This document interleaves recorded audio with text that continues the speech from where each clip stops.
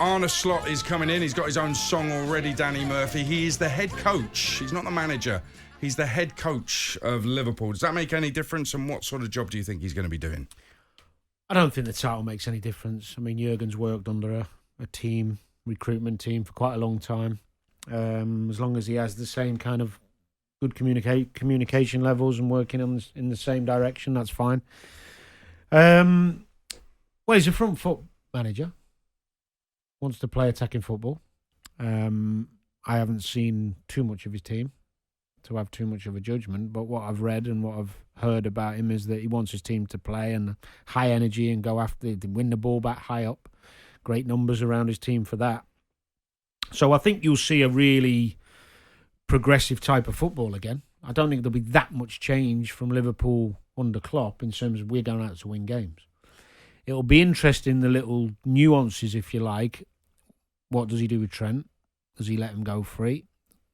Does he play one holder, two holders? Because apparently he likes to play two. Jurgen generally plays one. If you were in his position, Trent's position, right, and you've got a year left, and you are 23, 24, what would you do? Would you stay, or would you run that contract down, knowing that there are big clubs around Europe who would snap you up at the end of your contract? Well, by the way, it's 25. 25. Yeah. I'm not a Scouser, but I'm like Trent. I was brought up a Liverpool fan. That's right. And I would never, ever not sign a contract if they offered me one. But I don't know where his mind's at. I think he's probably similar. Don't think he ever really sees himself going. He might be different, but I don't think he sees himself going anywhere else. The reality is, sensible thing would be to wait, because the new manager, highly unlikely, but the new manager might not fancy him at right back defensively. But that means, I think that's highly unlikely. With two holding midfielders, is highly unlikely. No, I was gonna say, if he doesn't fancy him at right back, he might play him in midfield. Right. So I think we might see Trent sign, because he'll have a sit down with the manager, and the manager, I think, might say to him, "You're going to play midfield." How hard is it for Arne Slot to take over from Jurgen Klopp? It depends how you look at it. I think he's inheriting a wonderful group of players, very hungry group. There's a couple of issues with Trent, Virgil and Salah. Virgil's the one to sort out for me. I think that's the biggest one.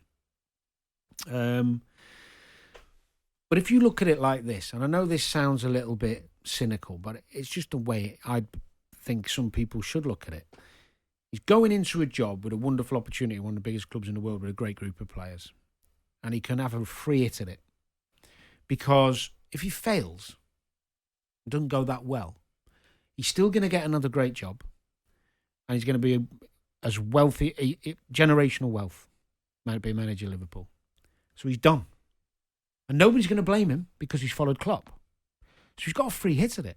Because a lot of people say, "Oh no, why would you take that? You know, you're coming into a job at one of the greatest Liverpool managers." It's like, why wouldn't you? You can't. It's a win-win. But he'll be thinking he can do even better than Klopp. Of course he will. Yeah. Well, he'll be thinking, look at these players. If I can persuade him and him stay and bring one or two in of my own, get this group, I'll reinvigorate them. If that's a word. I'll get them going.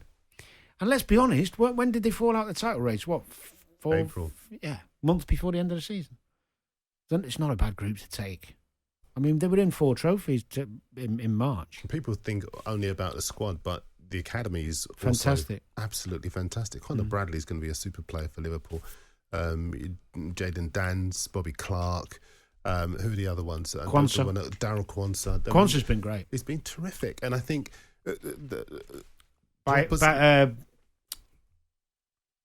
Bajcetic. Oh, Stefan Bajcetic. Yeah, he's very good. Yeah. Been unlucky with injury this season. Bad injury. Yeah. He's a super talent. Super talent. And I think as far as the squad is concerned, it's in really good shape. And I think it needs 1 or 2 additions. The word is that Slot wants to work with Darwin Núñez. He still sees a lot of potential there, even though at the end of the season, all the social media activity... Why would you not want to work with him, though? Exactly. I mean, the thing that strikes me about Núñez isn't so much the misses. You know, strikers can have a difficult couple of seasons, and I think Premier League history, there's 1 or 2 strikers who have had difficult, first couple of seasons and then really picked up and flown.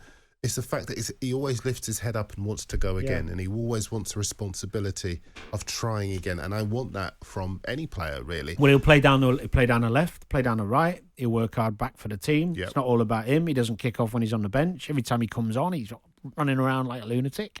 Great attitude. I heard Rory Jennings say something on talkSPORT this weekend.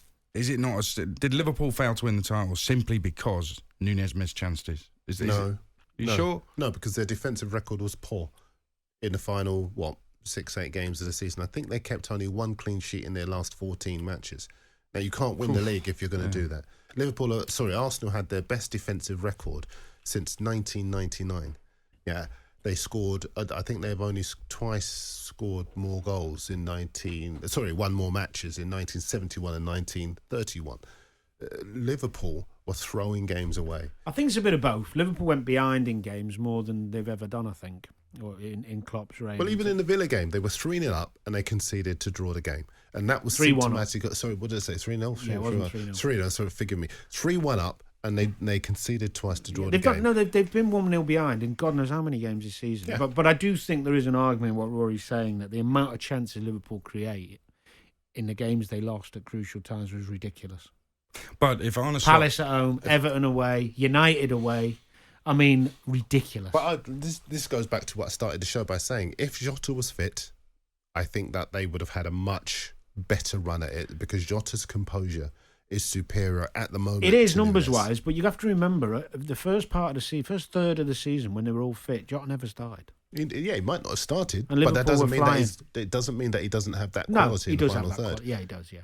Arne Slot might be thinking I can get 30 goals a season out of Núñez. Yep. And if he does that, who knows what could happen at Liverpool. Well, it depends if Salah stays or goes as well. Yeah, that's because if Salah goes, they'll bring another person in, but someone's going to have to step up and get 25. Would you sell Salah and bring in Bowen or Kudus? Sorry, I know you've got to go to the break, Adrian, so we'll come back to that. I wouldn't sell Salah unless he's saying I want to go. It depends on the amount.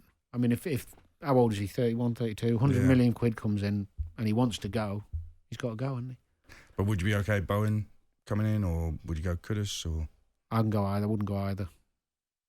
Wow. Yeah, I agree. Wow. Bowen, no confidence. I think both players are fantastic. They're hard workers, and that's what Liverpool... If I got 100 million for Salah, I'd give the 100 million to Palace and take Olise and Eze. Over Kudus and Bowen. I'd get two for the price of one. Would you get two of them for 100 million, do you think? No chance. What? Palace would ask for more. Absolutely. Well, they might ask for more. We all ask for things. Aren't they each 100 million? Absolutely. I think you're being optimistic there, mate. Wait a minute. If you think they're good enough to play for your football club, why should they not value them at £100 million? Because they never played a full season. So then why do you want them? Because potentially they're amazing. Right, we'll pay £100 million then. No, but you can't pay 100 million for potential. Well, don't buy them. It's not my problem. It's not my Liverpool fault. Liverpool spent 30 million, 35 million on Mane. Right. They spent, 40 on Salah? That was about 10 years ago. No, what I'm saying is, at the time, it wasn't crazy money. No one was going, oh my God, this is ridiculous. It was a risk. Because they could see the diamond in the rough.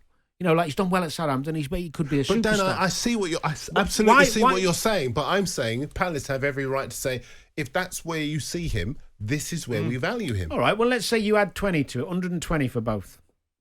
They might come around the table at that point. But you've got to respect those players a bit more than 100%. 50 million each. Come on, Dan. Well, Ireland was 60. Yeah, but that was only clause. They've got clauses. What, 50 million each? I don't know what the clause is. Come on. There's no way, I'm telling you now, for a fact, there's no way in the world any agent worth his salt would put 100 million clause in for Eze or Olise to leave Palace. You wouldn't sign the deal. The clause will be 60, 70 max. If it exists. Well, one of them definitely exists. I know one of them does. Yeah. Ooh. On AM, on DAB, via the talkSPORT app and on your smart speaker. talkSPORT.